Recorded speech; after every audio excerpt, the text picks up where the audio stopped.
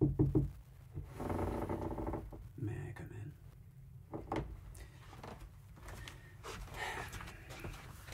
Hey. How are you? You don't mind that I check on you. I know you're getting older. You don't mind these little chats we have? Okay, good. Because I really enjoy them. Yeah, I mean, I remember with my dad and mom, and yeah, I used to have a fair bit of parent time too. Well, you know, your grandpa loves to read, and he read to your uncle and me. He would read like the Chronicles of Narnia out loud, and you know, he would do voices and stuff, and I don't know. I always enjoyed that time, so I'm glad that you still kind of enjoy this. So, what was the best part of your day? Going to the climbing gym with your friends? Yeah, I love going to the climbing gym. You know, I used to do that. Well, again, with your uncle, we used to when we lived in Seattle together. We used to go to the climbing gym like at least 3 days a week. Yeah, it's fun people. It's a fun way to exercise. It's, you know, you get to climb stuff. Who doesn't like climbing things? But, how's school going for you? Okay. Feeling a lot of like stress and overwhelm. Did you get was there a paper you were writing? Okay. You have a test tomorrow? Okay, well, do you feel prepared? Well, let me tell you, you know, procrastination is something that, you know, I've struggled with for my entire life, if I'm being honest. Now, I've gotten in the practice of being pretty self-disciplined. You know, there's that old Aristotle quote, you know, you are what you repeatedly do. You are what you repeatedly do. Excellence, therefore, is not a virtue. It's a habit. It's a habit. So we want to be in the game of creating healthy and positive habits. And some of those look like, you know, like a schedule. Like, when am I going to dedicate X amount of time per day toward, you know, your studies, your homework, your tests. And believe me, I deeply get not wanting to do things that we have to do. And I am just as guilty as everybody else is. I don't know if I've ever met somebody who claimed that they never procrastinated. Like, I don't think I have any friends. Your mother included. I mean, she's pretty good. But she's very, you know, your mother is, she's very good at, like, making lists. You know, that's how she processes her, like, to-do list and her anxiety, and, like, making lists. And then it is very satisfying, even checking off simple things. Now, so here's the thing about lists. I encourage you to get in the habit of making lists of the things that you have to do, okay? Remember, life is all kind of a game. We're all just playing games in the world, you know? There's the school game, right? The game of getting good grades and making friends. There's the friendship games we all play with our friends, and who we would choose to bring into our lives. And And the games we're playing, you know, those have huge impacts, but they're all just games. You know, who you surround yourself with has a massive impact on your life. I forget who said it. There was somebody, it's kind of this famous billionaire or somebody, and it was like, you know, show me the 5 people that you spend most of your time with, and I can like basically tell a lot about who you are and your position and your finances, and I don't know if that's 100% true, but there is some truth in that.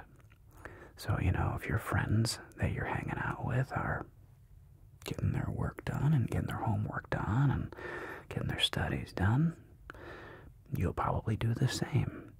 And if you're hanging out with people who, you know, for lack of a better word, like, you know, they slack off, or they, you know, they're just not serious or focused people, that'll rub off on you as well. Now, it doesn't mean that one is right and one is wrong. It's just games that we're playing. And getting back to like lists and things, it's fun to even putting like little tiny like mundane things on your list, like you know, tidying your room, putting the laundry away, organizing your desk, like little things that don't necessarily take a lot of time, but they're moving the ball forward. It's funny how, I'm just kind of thinking out loud here, it's funny how reward driven our brains are, right? Like, we need to have a sense of victory. We need it. And giving yourself manageable and attainable goals that you can hit will give you a sense of victory, even if they're little tiny things, like, I don't know, putting your clothes in the dirty clothes hamper, okay? Like, little tiny things. Mark them off as a win. It's just a game. All humans love playing games. This is a fascinating thing too. Even like rats, right? I don't know if you've heard about this, but you know, rats are very studied in the scientific community, both even in psychology, which is a little weird. But there's this kind of, you ever heard about like the famous the rat with the cocaine? Well, there's the study done, and then it showed like, well, you know, you put a rat in a thing, and if you give it like and its water bottle, one has like a cocaine drip and the other one is normal, the rat will sit there and just keep hitting the, you know, the cocaine button basically. And they thought, well, that's interesting. That's really interesting. But then they said, well, this rat is like in like rat prison. It's sitting in a cage. It has no friends. It has nobody to play with. It is probably bored, sad, and depressed. And guess what? That little rat is tapping that dopamine button, you know, that amphetamine button. But when they redid the experiment, but they made it like a little rat paradise, like wheel and things to play on and crawl up and down and friends and other rats that they could be rats with, the rats didn't hit the cocaine because they were happy, they were fulfilled, they had community, they had play. So that's fascinating, you know, even amongst rats, you know, like community, connection, play is really important. And another part of a separate study, I believe, showed that like if 2 rats are playing and like one's bigger than the other one, the bigger rat has to let the smaller rat win at the game at least 30% of the time. And if you don't win at least 30% of the time, you're just not interested in playing. And I think my intuition says that humans are very similar. Like, we need to win little games. They can be silly games, they can be serious games. But you gotta win about minimum 30% of the time to keep a positive mental attitude. So if you're setting up measurable and attainable games and goals, and you can hit, 50 or 70, maybe even 100% of your goals and your little games, you're gonna feel accomplished. You're gonna feel better. You're gonna feel more satisfied and less stress, because you'll be doing what you have to do so that you can be justified in what you want to do. Okay? Even with my work, I get to make, YouTube videos and stuff, right? And I really enjoy it. And yet, there are times I'm just going like, I procrastinate.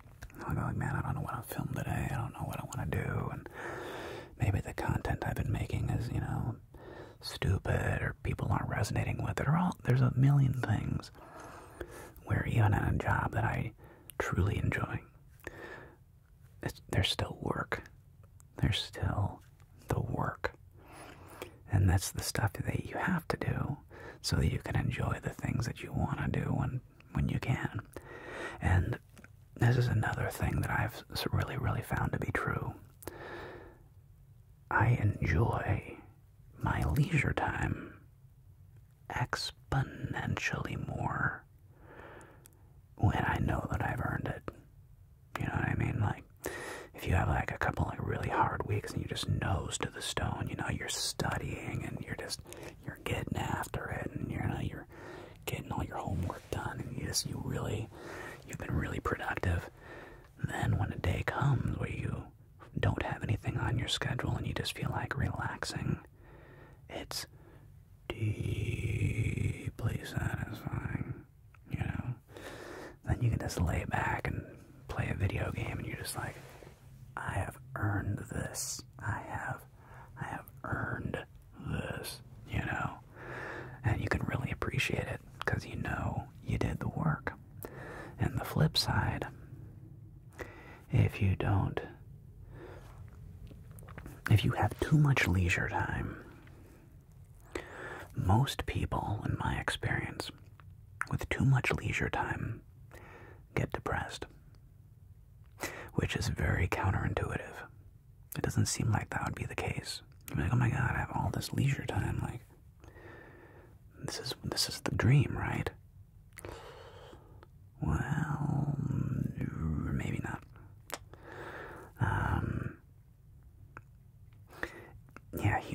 Human psychology is fascinating. It's like we need challenge. We need adversity. We need mountains, whether literally or figuratively. We need things that challenge us, that we have to work hard at, and that creates and causes a sense of fulfillment in us. And when we don't have that, it often is it's kind of like a slow grade into depression. There's the famous people saying, like, when they retire, what do I want to do? I want to sit on a beach with a margarita and just chill under the palm trees. And it's like, well, that is a vacation. That is not a lifestyle. And within, maybe a week or two, you'd be like, well, I'm bored and hungover. So now what? And which is why, a lot of people, when they retire from their work, they get depressed and die because there's no sense of purpose anymore. So, with high school and where you're at and the challenges you're facing, which are many, okay? high school is a weird place. It's an interesting time in your life. You know, I mean, you're very smart and you're very attractive, and I think you're funny, which is that goes a long ways. The main thing I loved about your mother when I first met her, she was, still is, one of the funniest humans that I've ever met. Like, I remember in the beginning of dating your mother, I mean, I was just like, and we still do, but I had never laughed so much with somebody in my life. Like I would have not like, haha, like that was cute. No, like a genuine, like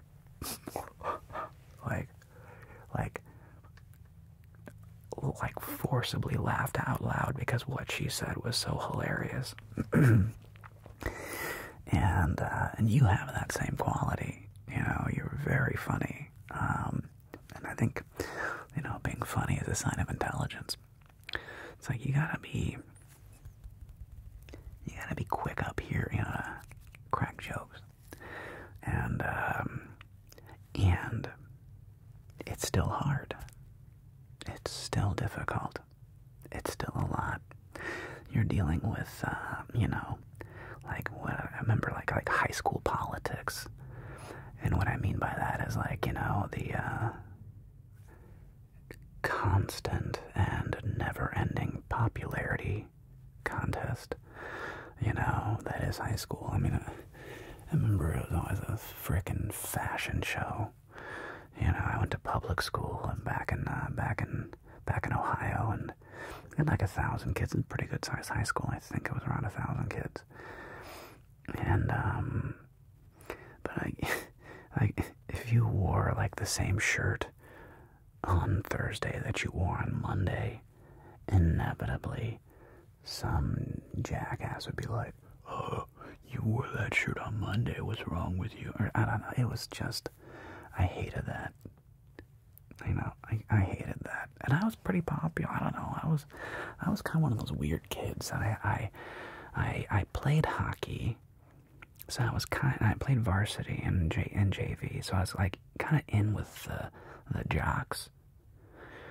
But my real passion was, you know, theater and the arts.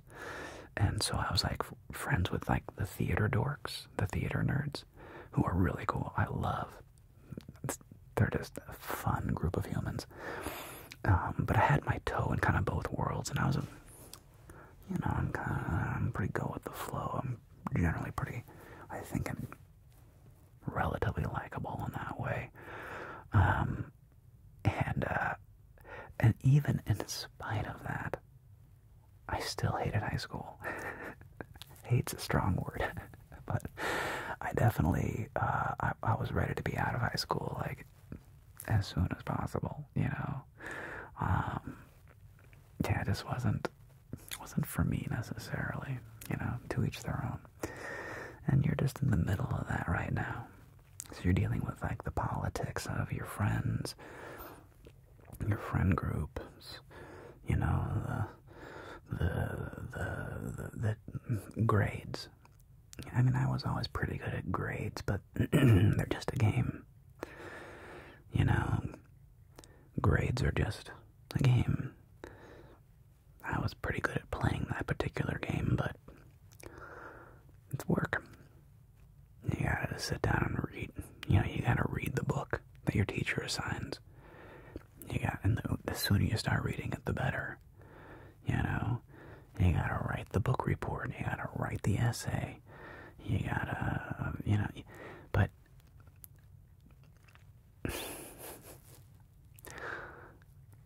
it really comes back down to like habits. Habits. And so what I would certainly invite you to take on the challenge for like even just for 1 week, and let's see how 1 week, 5 days, okay, a work week, not even 7 days, 5 days, if you can make lists of what you need to get done, what you need to accomplish, and what you want to get done, those things down. And your list can be for the day, for the week, for the month. You know, it can be, you know, and for like what you want to achieve in the next hour, the next 5 hours, the day. And write those things down. And then, as you move through, you get to cross it out of your list. And you go, okay, well, I got this done, and I can cross this off my list, and I can cross that. And then you look at it and you go, well, there were 10 things on this list, and 7 of them I did. I got 7 out of the 10 done. I'm tired. Those last 3 I can do tomorrow or even the next day, but they're still on my list. So then the next day you get your new list, you put those 3 things on there, and then whatever else you want to achieve. And remember, don't be afraid of making your goals very small. Tidying up your shoes. Well, guess what I did today? I tidied up my shoes. It may seem silly, but it's a win. It's a win. Maybe you didn't want to tidy up your shoes. I don't know. But it's a win. Maybe you wanted to hang some new lights in your room, create a cooler ambiance. Well, put that on the list of things that you get to do. And when you get it done, cross it off your list. And it's just, it can be little things like that. It doesn't have to be, well, yeah, you gotta write that book report on To Kill a Mockingbird or whatever you guys are reading. And that's more like, well, then you gotta read the book and you gotta do the things. And that's probably a multi-day project, right? And that'll be on the list. And you chip away at it. Maybe it just means like, okay, so I'm gonna read 1 chapter or 2 chapters, because you have 2 weeks to get there, 1 week probably, right? You have like 1 week to do the book report, and you gotta get the book read. So you mark off that I got, you know, let's say you need to read 3 chapters a day. Probably takes about 20 minutes, maybe less. So you have to read 3 chapters a day. But if you just take the 20 minutes that you dedicated to reading, you'll be shocked how much you get done. You will be shocked at how these little incremental steps have these huge long-term effects downstream. So take a breath.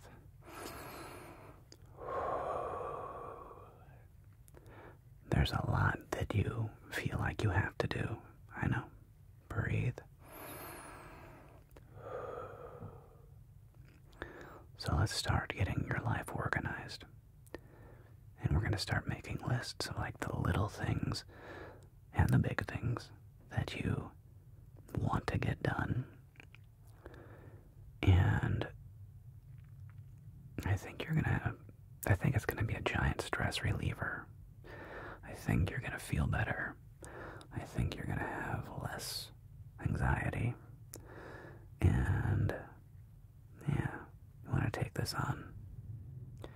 Okay, you and me both. We're going to have lists. I'm going to get a little notepad of paper, a little notebook. I'm going to make lists of what I want to get done. And then at the end of the day, you and I can look at our lists together and see what we got done and see what we didn't get done. Okay? So, do you accept this challenge with me on the pinky promise? Perfect. Let's try it out together, okay? Alright, well, you do need to get some sleep because rest will make you sharper. Having a good night's sleep is going to increase your brain activity for tomorrow. And you're going to be okay. Okay? I love you. I'm proud of you. Your mother loves you and is proud of you. And we're all in this thing together. Okay? So, Thanks for talking to your old man, or, you know, letting your old man ramble. Okay? I love you, kiddo. Alright, I'll see you tomorrow.